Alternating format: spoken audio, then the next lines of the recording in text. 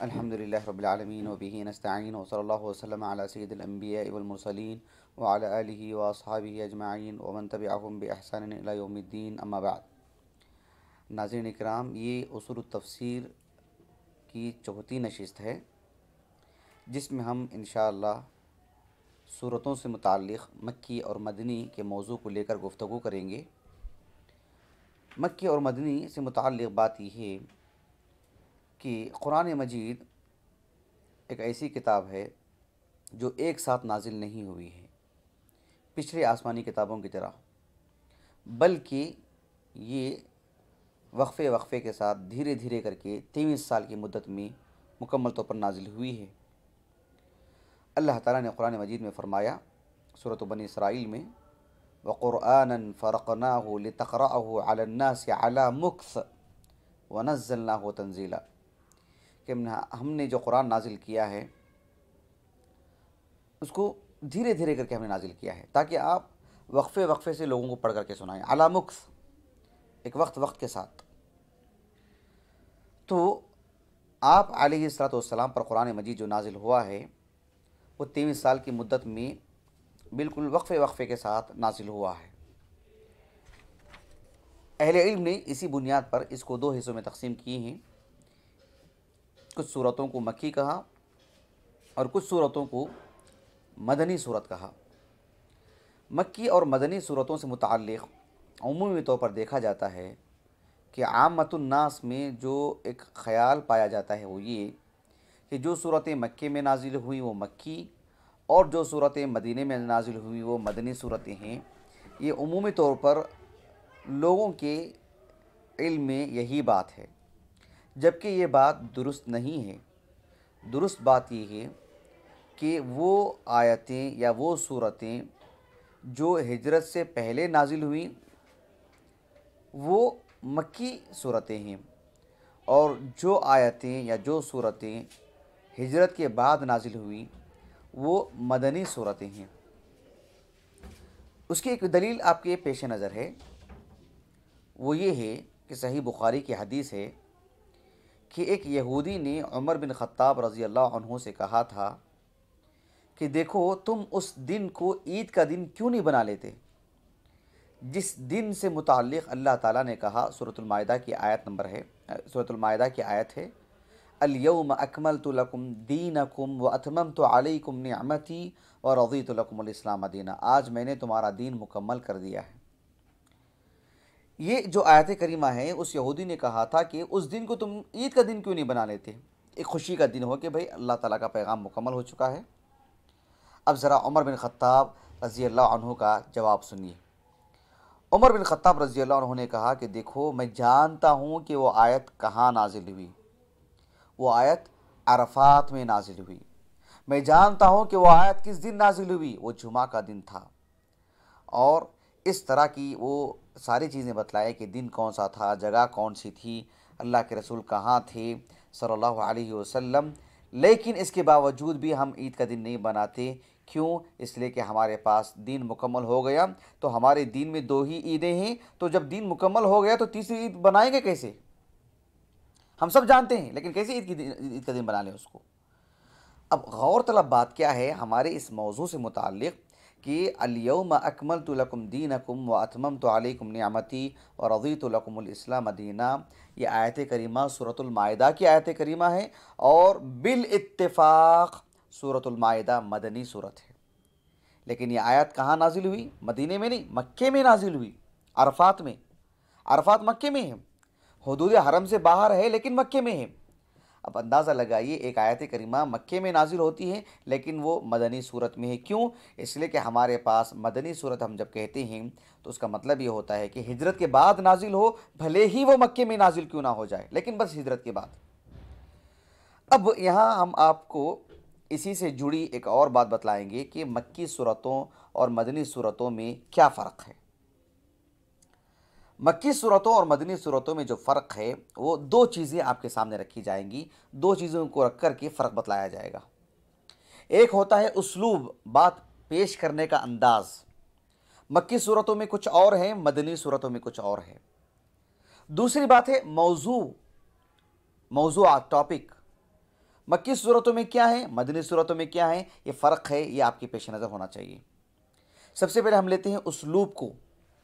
जहाँ तक उस्लूब और बात पेश करने का जो अंदाज़ है, आप देखिए मक्के में उमूमी तौर पर मक्की जो सूरतें हैं, मक्की जो आयात हैं, उसमें उस्लूब में बड़ी क़ुव्वत, खिताब में बड़ी शिद्दत, इसलिए कि जिन लोगों से खिताब किया जा रहा था उनमें की बड़ी तादाद काफिरों की, मुशरिकों की, तकब्बुर करने वालों की, दुनिया परस्त की, और उनके लिए ऐसे ही खिताब की ज़रूरत थी, उनके लिए ऐसे ही खिताब की ज़रूरत थी।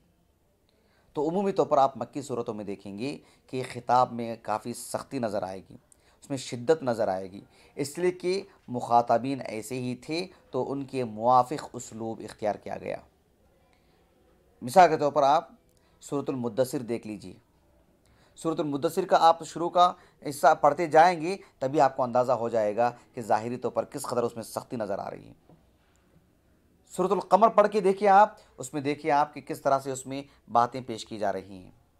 इसलिए कि मक्के में इस तरह के लोग ज़्यादा थे, जो मुतकब्बिरीन किस्म के लोग, उनके लिए इस तरह का उसलूब इख्तियार किया गया।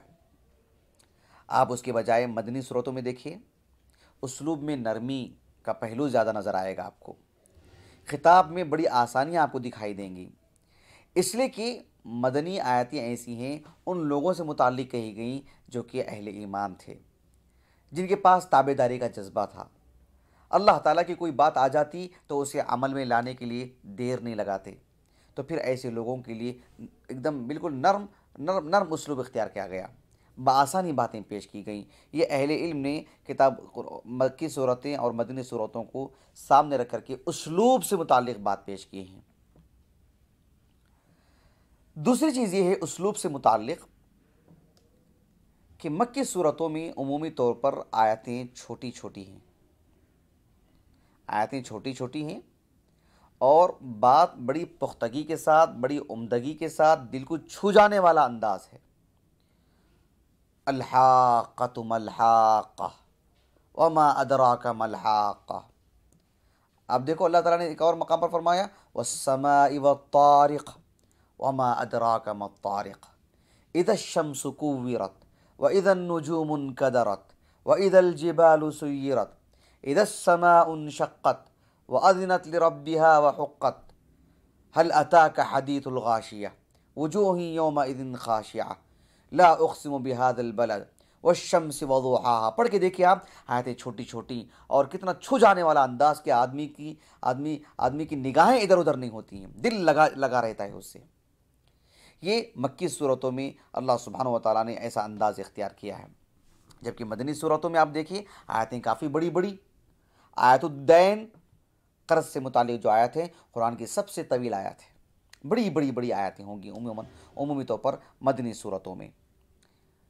तो बहरहाल ये अहले इल्म ने एक तरह का उसलूब के एतबार से दो चीज़ों में फ़र्क करके बतलाए हैं।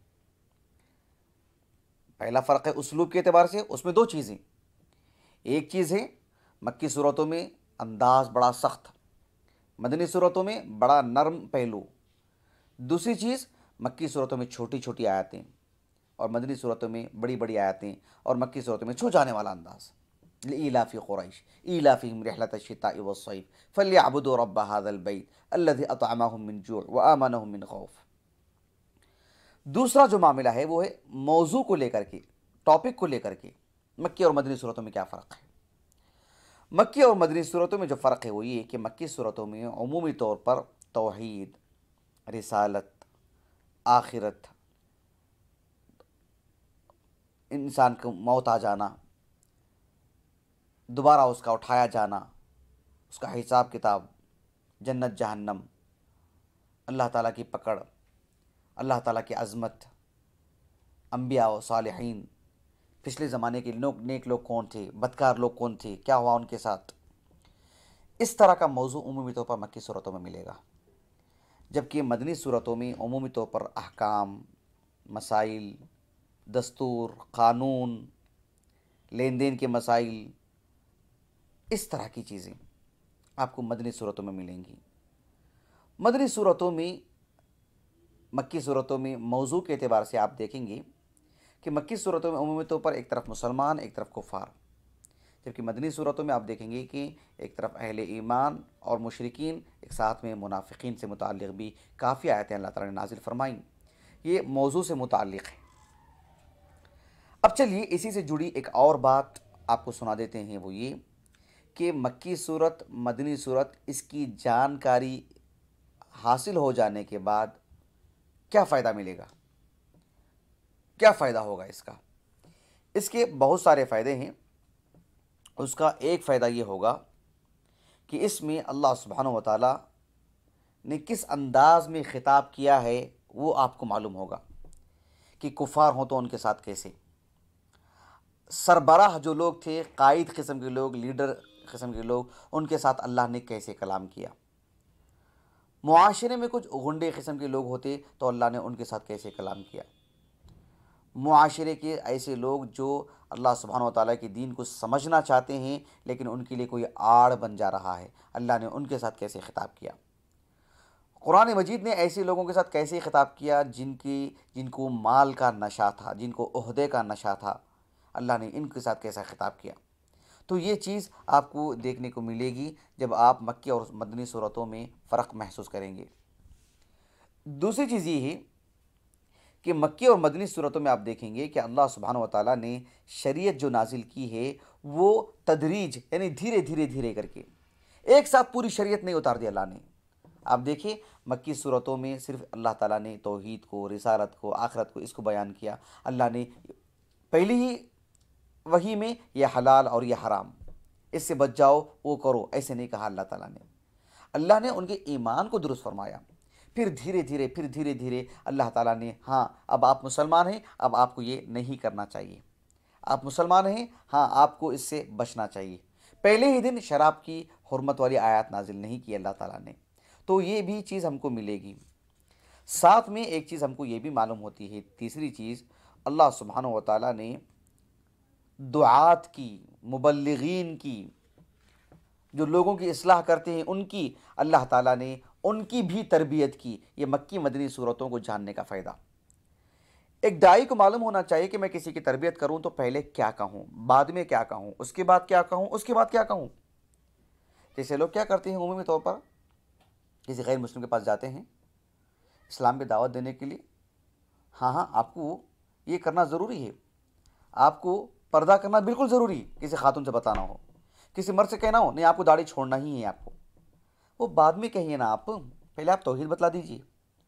नहीं आपको ये सब छोड़ देना पड़ेगा, आप बीड़ी नहीं पी सकते, आप शराब नहीं पी सकते, वो आप बाद में कहिए, पहले इस्लाम की दावत दीजिए। ये कब होगा, जब मक्की मदनी सूरतों को जानने से ये नतीजा उसको मिलेगा कि मक्की सूरतों में अल्लाह ने ऐसी बातें हलाल हराम की नहीं कही हैं।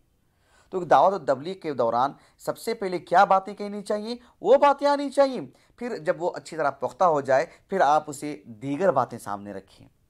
ये मक्की मदनी जो सूरतें हैं, आयतें हैं, उनको जानने का फ़ायदा है। एक चौथा फ़ायदा ये है कि मक्की सूरतें, मदनी सूरतों को जानने का एक फ़ायदा, चौथा फ़ायदा ये है कि इसमें कौन सी आयत नासिख है, कौन सी आयत मनसूख है, वो भी मालूम होती है बात। कैसे? नासिख का मतलब यह होता है कि जो आयत अल्लाह ने पहले नाजिल की, अब उसका हिस्सा ख़त्म, अब जो आयत नाजिल हुई है अब वो असल में बाकी रहेगी, वो हुक्म बाकी रहेगा। वो कैसे मालूम होगा? जब हम मालूम करेंगे भाई ये मक्की सूरतें हैं और ये मदनी सूरतें हैं, मक्की सूरतें पहले की हैं, मदनी सूरतें बाद में नाजिल हुई, तो वो पहला हुक्म था, ये बाद का हुक्म है, तो ये असल हुक्म माना जाएगा इस्लाम का। ये मक्की सूरतों और मदनी सूरतों को जानने के ये फ़वाइद हैं। हमारे इस मौजू से मुताल्लिक़ एक और बात वो ये है कि कुरान मजीद धीरे धीरे करके नाजिल हुआ। इसमें क्या हिकमत है? अल्लाह ताला ने एक साथ कुरान को नहीं नाजिल किया जैसे तौरात और इंजील को नाजिल किया।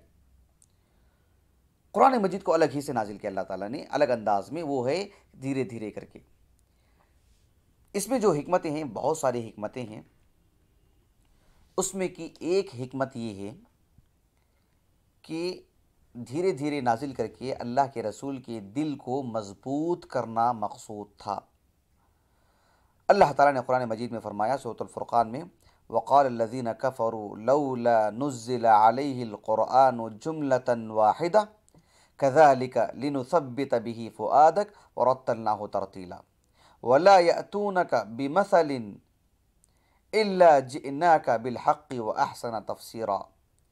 यानी अल्लाह के रसूल, ये कुफ़ार पूछते हैं, ये कुफ़ार कहते हैं कि कुरान एक साथ क्यों नहीं नाजिल हुआ। हमने एक साथ इसलिए नाजिल नहीं किया ताकि आपके दिल को हम मजबूत करना चाहते हैं। कैसे? धीरे धीरे नाजिल करके, हम थोड़ा थोड़ा नाजिल करके ही आपको मजबूत करना चाहते हैं, और हम एक साथ अचानक नाजिल करके लोगों पे बोझ नहीं डालना चाहते हैं, धीरे धीरे नाजिल करना चाहते हैं। यह हमारा मकसूद है। एक फ़ायदा ये है इसका धीरे धीरे नाजिल करने का। कुरान मजीद के धीरे धीरे नाजिल करने का एक दूसरा फ़ायदा ये है, दूसरी हिकमत ये है, ताकि लोग बआसानी कुरान को समझ सकें, कुरान को याद कर सकें। लोगों को मालूम हो कि पहले इतना हिस्सा जान लें, फिर इतना हिस्सा जान लें, फिर अचानक एक बात मालूम हुई वो उसको जानें, फिर अचानक, इस तरह से धीरे धीरे थोड़ा थोड़ा करके याद करें, सहूलत के साथ, आसानी के साथ, वक्त के साथ। अल्लाह ताला ने कुरान मजीद में फरमाया कि वक़ुरआनन फ़रक़नाहु लितक़रअहु अलन्नासि अला मुक्थ वनज़्ज़लनाहु तंज़ीला। ये सूरतुल इसरा की आयत है कि हमने कुरान को बिल्कुल अलग अलग करके वक्त के साथ नाजिल किया ताकि आप लोगों पर एक वक्त लेकर के कुरान पढ़ें, वक्त के साथ कुरान पढ़ें, उन्हें समझाएं। एक तीसरा फ़ायदा ये है कुरान मजीद के धीरे धीरे नाजिल होने का, वक्त के साथ नाजिल होने का, वो ये है ताकि जो एक मुसलमान की हिम्मत है, एक मुसलमान की सोच है, एक मुसलमान जो एक्टिव रहता है, उसके अंदर इजाफ़ा करना मकसूद होता है, उसको चाक और चौबंद और उसे चुस्त बनाना मकसूद होता है, उसे नशीत बनाना मकसूद होता है। जैसे मिसाल के तौर पर देखिए, उम्मुल मोमिनीन आयशा रज़ियल्लाहु अन्हा पर एक इल्ज़ाम लगा दिया गया, वलियाज़ु बिल्लाह, कि आपसे ऐसा गुनाह हुआ है।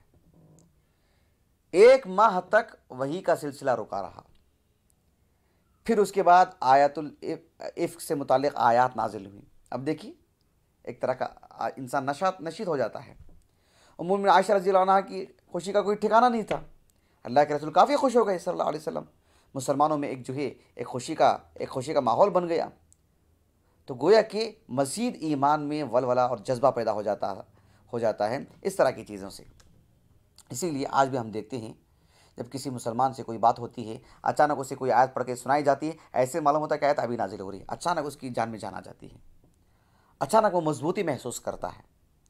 तो बहरहाल धीरे धीरे कुरान नाजिल होने के ये सब मकासद हैं। एक और हिकमत ये है कुरान मजीद को धीरे धीरे नाजिल करने के सिलसिले में, वो ये ताकि अल्लाह सुब्हानहू व तआला की शरीयत में तदर्रुज हो, यानी वक्त के साथ, मरहला बमरहला।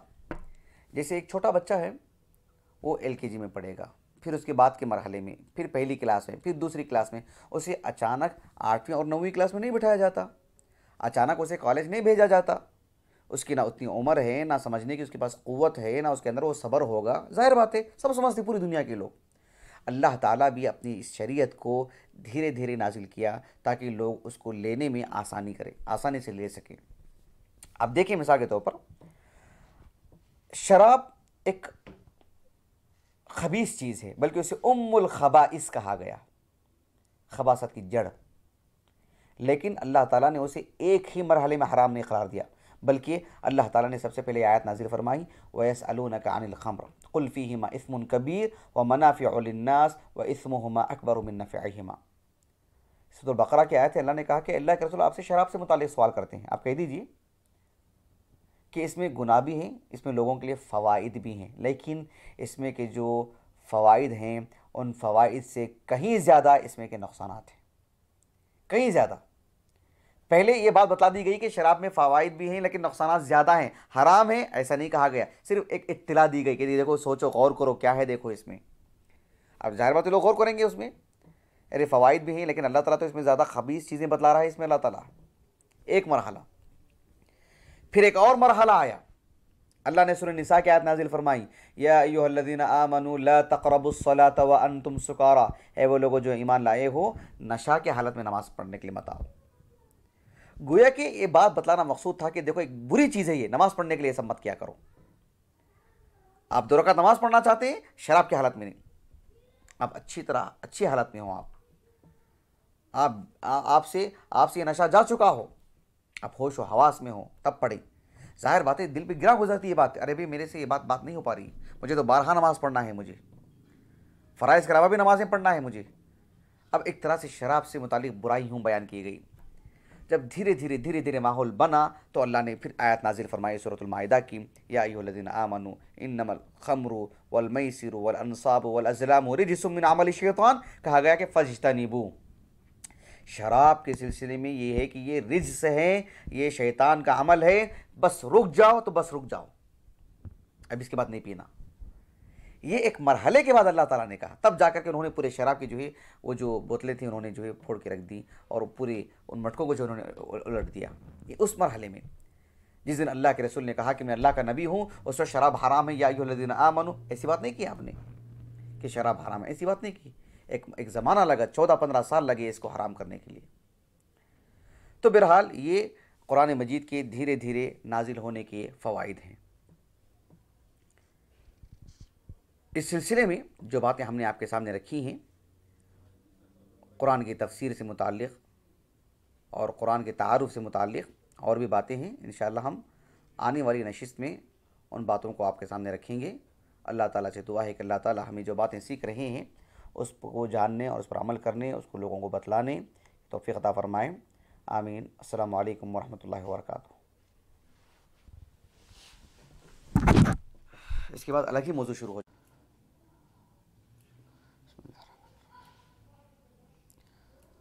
कुरान मजीद जो मुतफ़र्रिक़ नाजिल हुआ है,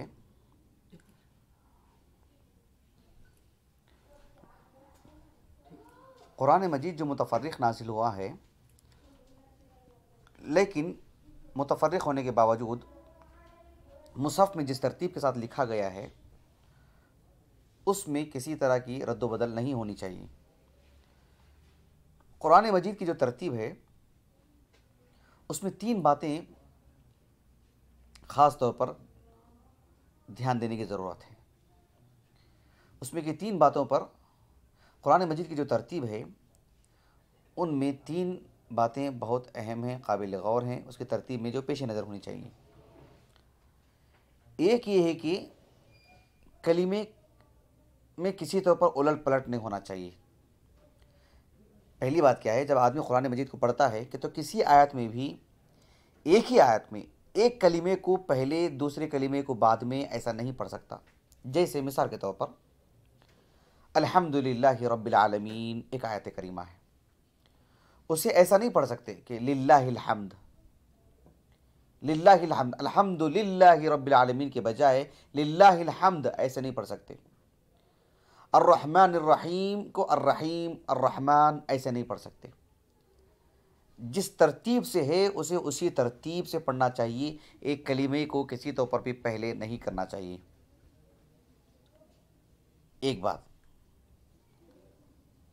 दूसरी बात यह है कुरान मजीद की आयतों से मुताल्लिक़ कि जो आयत पहले है उसके बाद की जो आयत लिखी गई है उसे उसी तरतीब से पहले एक आयत पढ़ लें, ऐसा नहीं होगा।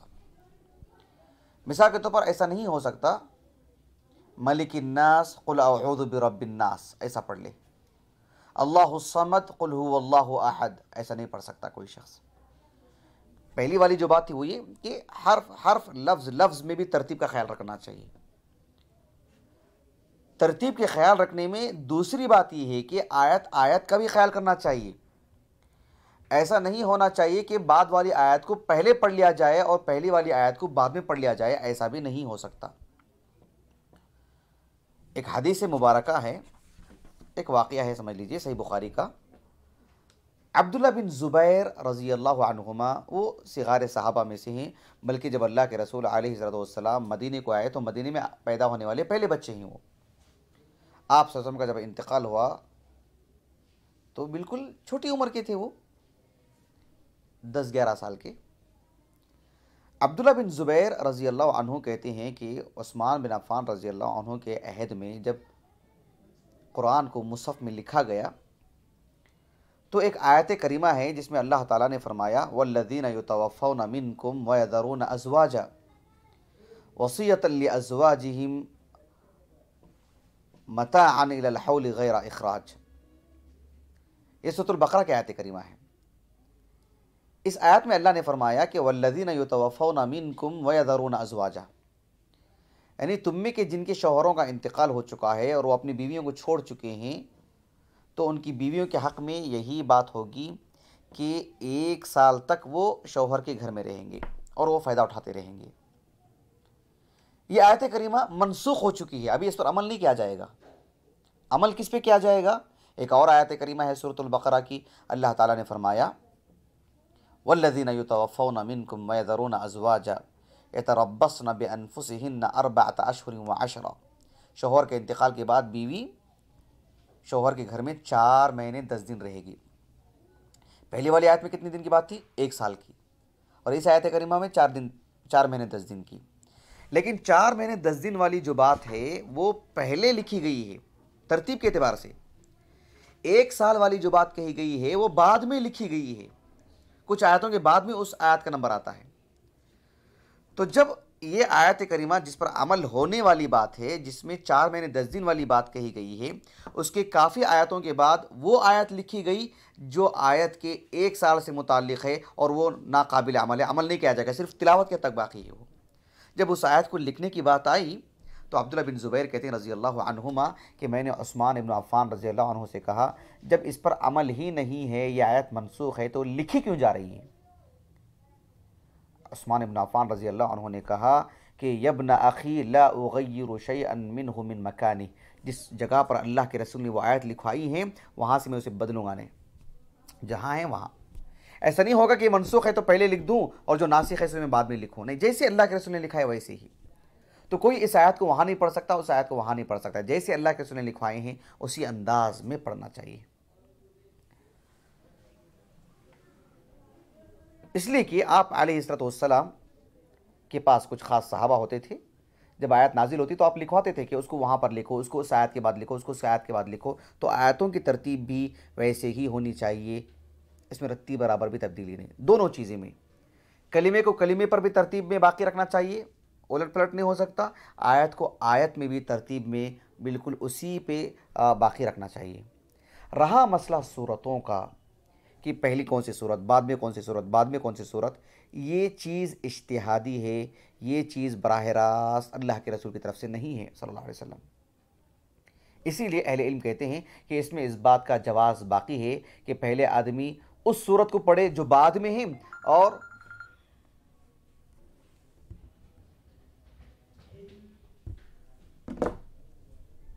रहा मामला सूरतों का, तो इस मामले में अहले इल्म ने कहा कि एक आदमी जो तरतीब के एतबार से पहली सूरत है उसे बाद में पढ़े, जो बाद में लिखी गई सूरत है उसे तरतीब के एतबार से पहले पढ़े, इसका जवाज़ बाकी है। सही बुखारी की हदीस है, हुज़ैफ़ा रज़ी अल्लाह अन्हु कहते हैं कि आप अलैहिस्सलाम क़ियामुल लैल के लिए खड़े हुए, आपने पहले सूरतुल बक़रा की तिलावत की, फिर सूरतुन निसा की तिलावत की, फिर सूरत आल इमरान की तिलावत की आपने। इसी तरह से हमें कुछ और भी रिवायत मिलती है। इमाम बुखारी रहमहुल्लाह ने एक मुअल्लक़ रिवायत लेकर के आए कि अहनफ़ कहते हैं रज़ी अल्लाह अन्हु कि वो सूरतुल कहफ़ की इब्तिदाई आयतें पढ़े, फिर सूरह यूसुफ़ को उन्होंने पढ़ा, हालांकि सूरह यूसुफ़ तरतीब के एतबार से पहले लिखा गया है। तो सूरतों के एतबार से इस बात की गुंजाइश है कि बाद वाली जो सूरत तरतीब में है उसे आप पहले पढ़ें। मिसाल के तौर पर कोई नमाज में पढ़ना चाहे, पहले सूरतुन नास, दूसरी रकात में सूरतुल फलक, गुंजाइश है उसकी, लेकिन आयतों में या लफ्ज़ों में ऐसी तरतीब में उलट पलट नहीं कर सकता। इसलिए शेखुल इस्लाम इब्न तैमिया रहमहुल्लाह कहते हैं कि जहाँ तक मसला मुसहफ़ का है, सहाबा के पास जो मुसहफ़ थे हर एक की तरतीब अलग अलग थी। किसी ने कुछ सूरतों के बाद कोई सूरत, कोई सूरतों के बाद कोई सूरत, आयतों में और लफ्ज़ों में नहीं, सूरतों के एतबार से तरतीब सबके पास बदली हुई थी। लेकिन जब उस्मान बिन अफ़्फ़ान रज़ी अल्लाह अन्हु ने एक मुसहफ़ को बाकी रखा, सारे मसाहिफ़ को जला दिया, तो उसी को बाकी रखा गया ताकि किसी तरह का इख्तिलाफ बरपा ना हो जाए। तो आज जो मुसहफ़ है हमारे पास मौजूद है, जहाँ तक मसला कलीमे का है, तरतीब बाकी होनी चाहिए। नंबर 2, आयतों की तरतीब बाकी यूँ ही होनी चाहिए। हाँ, सूरतों से मुताल्लिक़ हाँ इस बात का इल्म होना चाहिए कि इसको छेड़छाड़ के तौर पर माहौल ख़राब करने के लिए, जिसके पास इल्म नहीं है वहाँ एक तरह का फ़साद बर्पा करने के लिए, या जिनके पास कच्चा इल्म है वहाँ ऐसा कुछ कर दें जिसकी वजह से लोग आजमाइश में मुब्तला हो जाएं, वहाँ नहीं करना चाहिए। लेकिन जहाँ गुंजाइश मालूम होने के हद तक इल्म हो तो वो ये बात मालूम हो जानी चाहिए कि इसकी गुंजाइश बाकी है। जहाँ इल्मी माहौल है वहाँ नमाज में भी कोई आदमी ऐसा कर सकता है, पहले सूरत ज़ुहा पढ़े, पहली रकात में और दूसरी रकात में सूरतुन नबा पढ़ ले, इसकी पूरी गुंजाइश है। इसमें फ़र्क अगर आदमी करता है तरतीब में इस तरह के सूरतों की, तो इसमें वही चीज़ तरतीब में जवाज़ बाकी है। इसके बाद इंशाअल्लाह हम एक और मौजू लेकर आपकी खिदमत में हाजिर होंगे। अस्सलामु अलैकुम वरहमतुल्लाहि वबरकातुहू।